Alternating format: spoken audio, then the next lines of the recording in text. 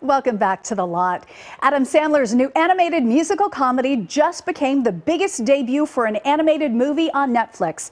Adam voices the class pet who helps kids navigate their last year of elementary school in Leo.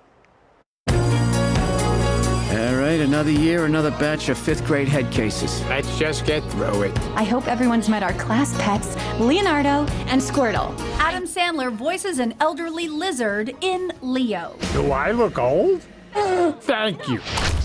I had this idea years ago about just doing almost like a movie like Grease for elementary school and showing what the last year is like and the fears of like, oh my gosh, we're not going to see each other as much as we used to and we have to move on to the real world. And then Robert said maybe it's better to do that idea but through the eyes of a class pet.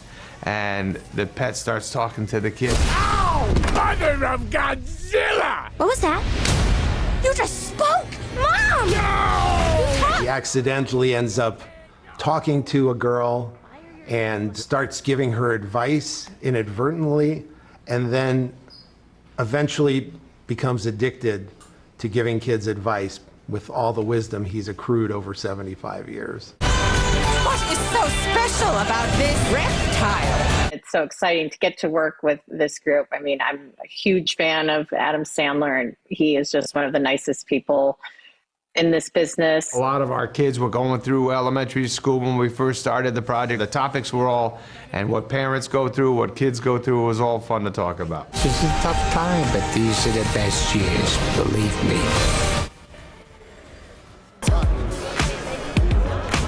If we want to apologize, we might as well do it now. For what? Man, y'all ain't gotta be. Y'all don't want to do just because he said so. Let's just go do it now before I get my dignity back. I love that. Before I get my dignity back. Now to a show for the adults. It follows two high school friends who grew up in Miami and get back together to form a rap group. We're now in the second season of Issa Rae's critically acclaimed comedy on Max, Rap Sheet. And joining us today is Jonica Booth.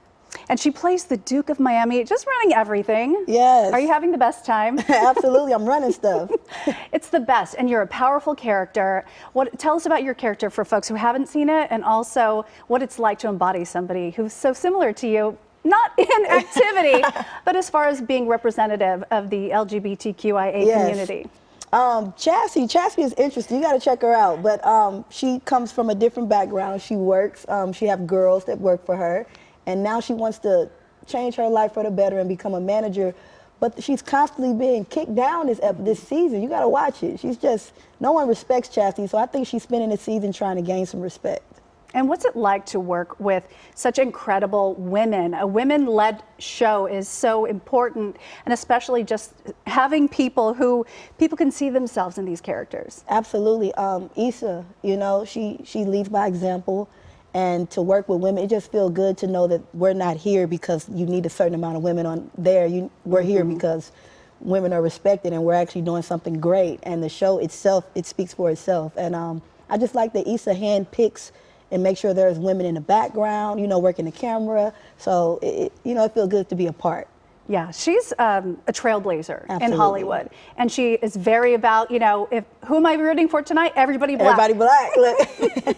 She's iconic. So what do you see as your role in entertainment, especially as someone who your star is just shining bright? Your career is growing. It's a really special place to be. Absolutely.